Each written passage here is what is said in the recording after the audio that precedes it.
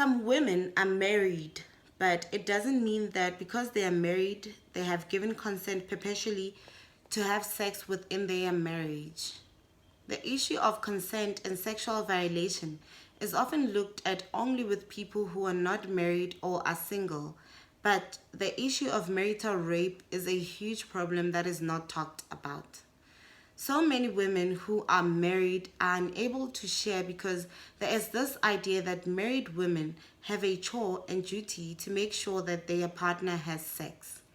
There is a saying that you need to give your husband or partner sex so that they don't go and look elsewhere. There is extreme anxiety and a burden on women that if they do say no to having sex with their husband, then if the husband chooses to have sex with someone else, she can't say anything. The people involved in sexual experimentation, contact, or act must be of a legal age and have the mental ability and capacity to understand and respond. Some people are mentally unable to fully understand what consent means, perhaps because of a medical reason or developmental issue.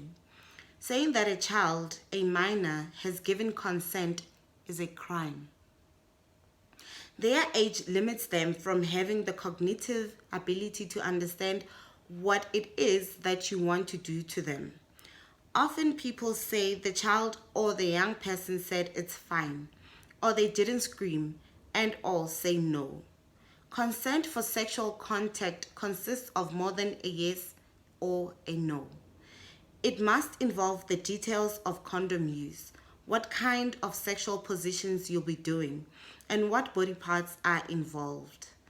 Often people think when they say let's have sex, they just have sex. But often the participants haven't discussed the actual details of the sex. It's not just a yes or a no.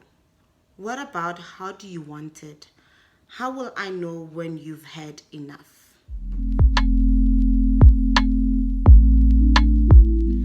Hello darlings, welcome back to my channel. I am so excited as always. Today I am reviewing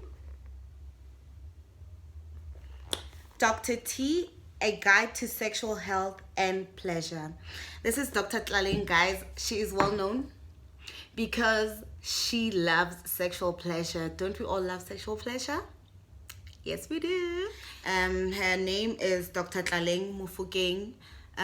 She's well known, guys. Like, if you don't know this woman, I don't know. You'd better get to know her because this is your girl, okay? This is your go-to girl. And she wrote a book that is, number one, this is not a sexual fantasy type of book, your Kama Sutra type of book. No, this is an educational book, your go-to book. This is a book to keep in the family so that your children and your children's children and the generations to come can talk about and reference whenever there's something sexual related issues that they want to talk about. A Guide to Sexual Health and Pleasure was such a pleasure to read. See what I did there? Okay. Number one, it took me to a lot of incidences that happened in my life. My first menstrual experience and my first sexual experience and I don't know how I'm going to label this one, but my almost rape experience. So I will share these stories quick with you. Number one, I had my period when I was 13 years old and I was playing with my friends in a nearby stadium and I could feel some cramps, you know, and I told my friend, yo, I'm feeling a cramp on my body, and she had already had her period. So she was like, what if you're starting your period? And I was like, girl, no, okay? Because I was embarrassed and ashamed.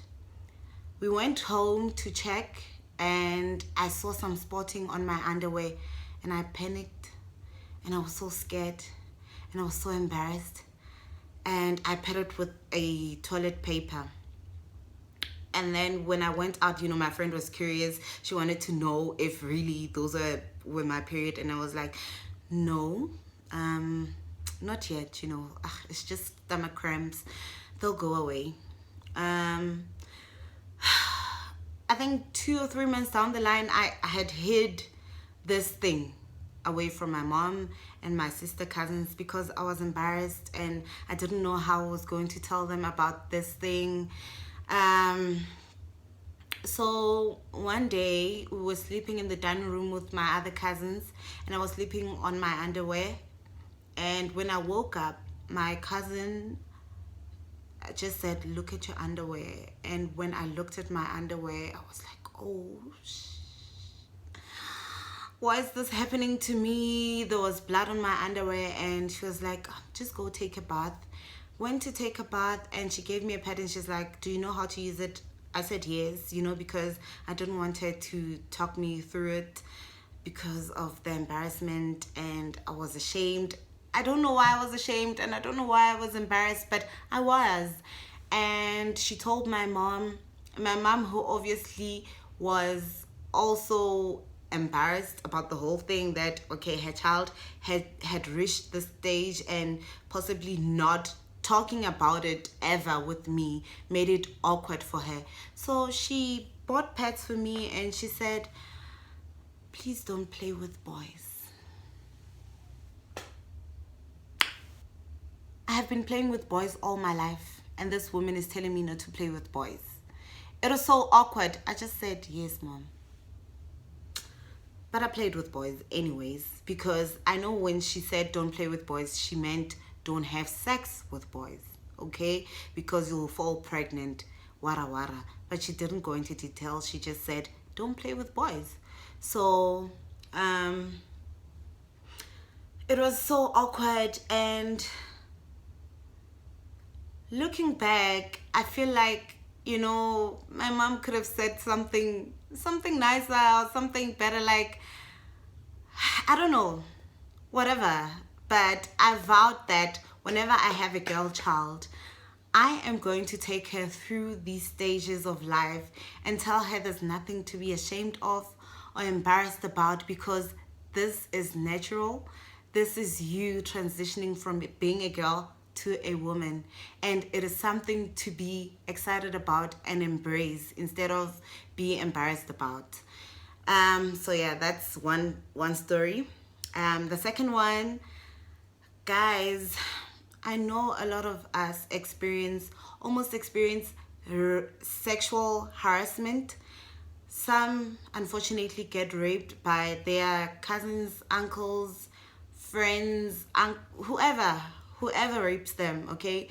And I remember when I was young, and a cousin of mine came. He used to come to my house, okay? His family, and you know, my parents would just leave us to chill together. I mean, he's a trusted family, so hey, sharp.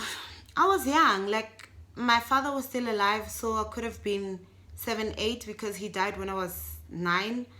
And this guy just said to me, take off your underwear. He had a hard on, okay? And he said, just take off your underwear. I took off my underwear, and then he said, sit on my lap. Fortunately, my mom was coming, and she was talking to someone outside, so he could hear her. And he quickly took my underwear and hid it on his pocket, and he never came back at home.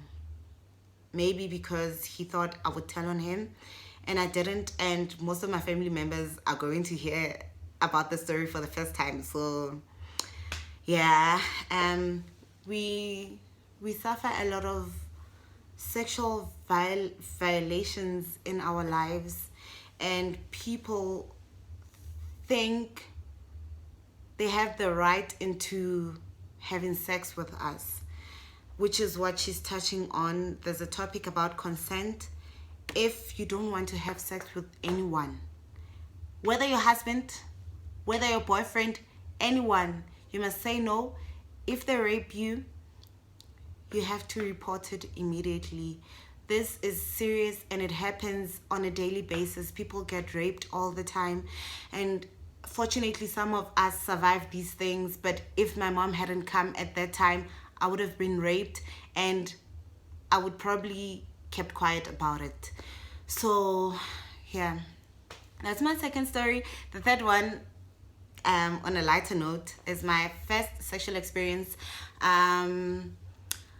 I had been dating this guy who's now my husband for a long time, and I wondered, man, Kantu, when is this guy inviting me to his place? So I initiated. I was like, guy, when am I coming to your place? And he was like, okay, no, you can come this weekend.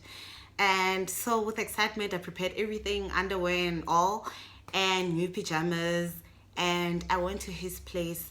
This guy was so nice. The experience was relaxing. It wasn't awkward, you know. But the one thing I didn't know is that in the back of my mind, I was like, okay, I'm going to have sex with this guy, obviously. But how will I know that we are satisfied now? Like, how does it end? I knew people had spams, and you know, people were talking about spams, but I didn't know how they came about. It's weird, I know. So we did the things, and then eventually he ejaculated. Okay, and then it stopped, obviously. So I was like, oh, so this is how things are done. I wanted to have sex, but I didn't have the knowledge about it. My gosh, like, you know, these things. So why I'm talking about these incidents in my life is because this book touched on all those topics and more: pregnancies, menopause, sexual transmitted diseases, sexual pleasure, contraceptives. This is your sexual educational book that you have to have in your home for your kids and for yourself and your partner, because it is important. There are a lot of things we don't know, and there are a lot of things we need to learn for sexual health and pleasure, because we're having sex sometimes and we don't know how to pleasure ourselves. So get this book. It is a phenomenal book. It is a well-written book, well-researched.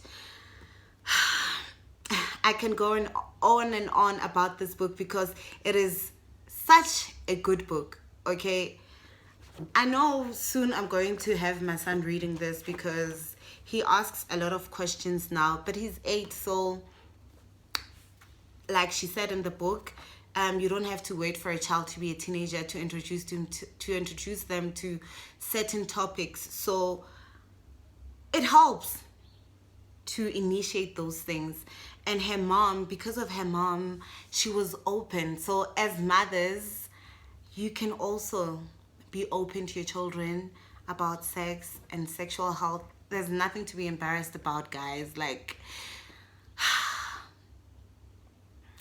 I can go on and on and on about this book, hey?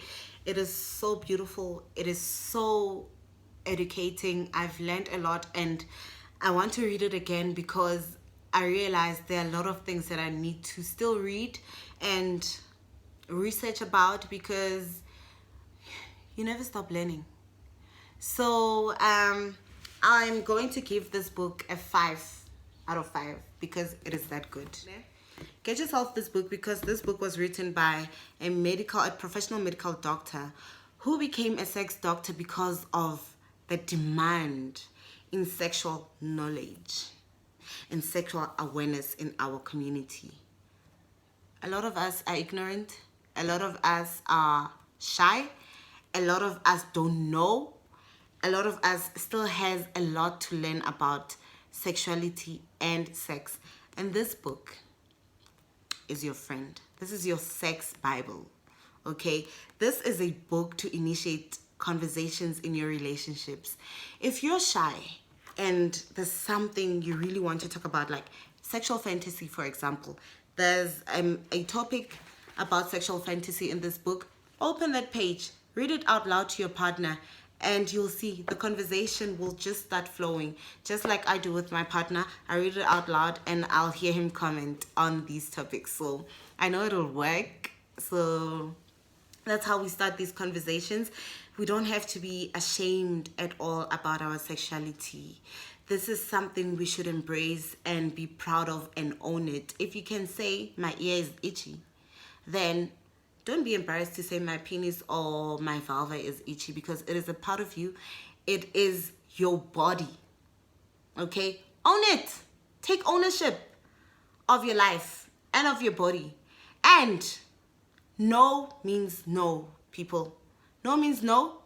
We are not playing when we're saying no. Even if we are married, even if we have been married for years, no is no. And this is a book to initiate such conversations with our children, because our children get curious and they hear these stories from their friends at school or in the streets. And you just sit your child down and say, please read me page so and so. You'll see they'll be embarrassed in the beginning, but create an environment where it's welcoming. And you'll see. You'll thank Dr. T.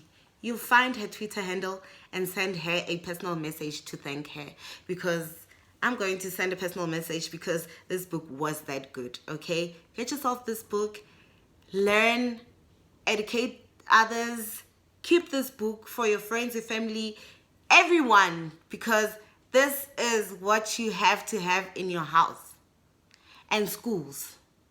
So, yeah, thank you guys.